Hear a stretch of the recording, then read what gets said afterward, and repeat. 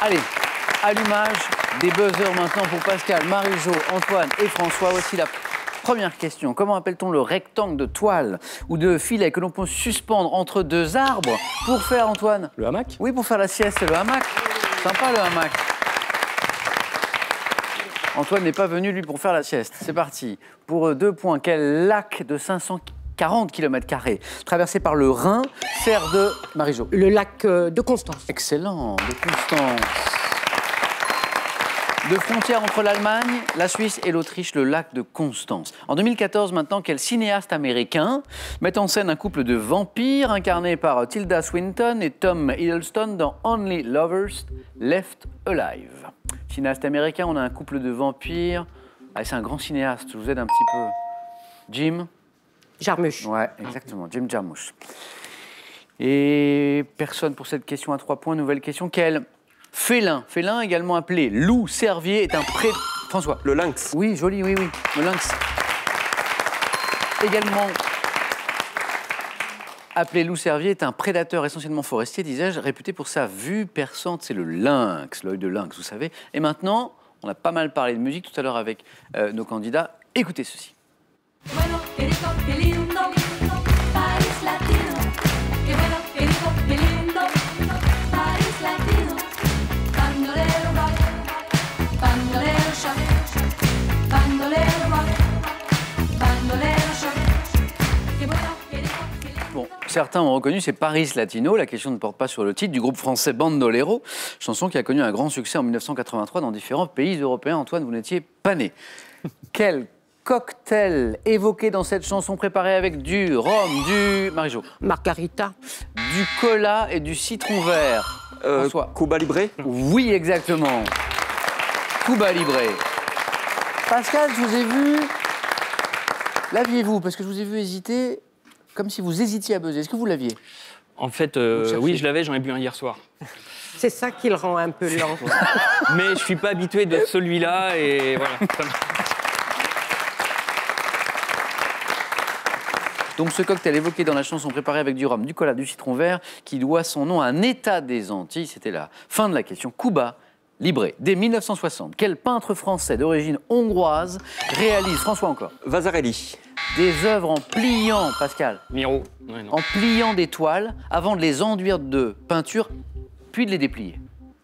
Quel est ce peintre, cet artiste français d'origine hongroise? Non, c'est Simon Antai, H-A-N-T-A-I, qui opère donc de la façon que je viens de décrire. Quel mouvement brusque de l'écorce terrestre est dû à une...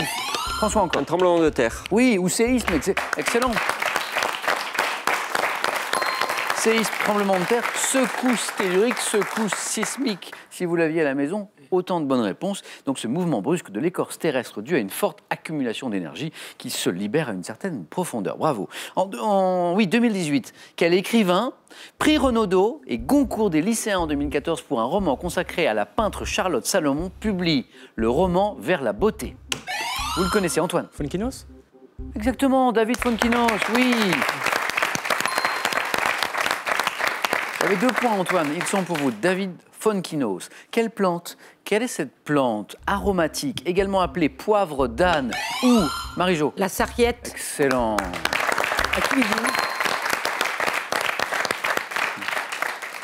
On parlait tout à l'heure De cuisine. de batterie, de cuisine avec Marie-Jo. Confirmation ici. Cette plante aromatique également appelée poivre d'âne ou herbe de Saint-Julien dans le sud de la France, c'est, bravo Marie-Jo, la sarriette. Il y avait 3 points là, Marie-Jo, pour la sarriette. Quelle maladie contagieuse due au virus influenza, Pascal? La grippe. Ah, était le plus rapide cette fois, on ne nous a pas volé.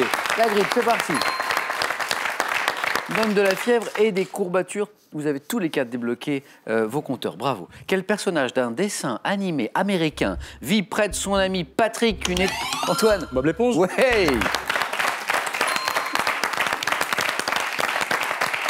Une étoile de mer au fond de l'océan Pacifique à Bikini Bottom. Oui, c'est bien le fameux Bob l'éponge. Antoine en tête avec 5 points, comme Marie-Jo. Dans le panthéon égyptien, quelle déesse de l'amour, François? Bastet. Bastet, joli. 3 points. François passe en tête. Quelle déesse de l'amour, du plaisir et de la fécondité est représentée sous la forme d'une chatte? C'est Bastet, bravo François. Et maintenant, regardez.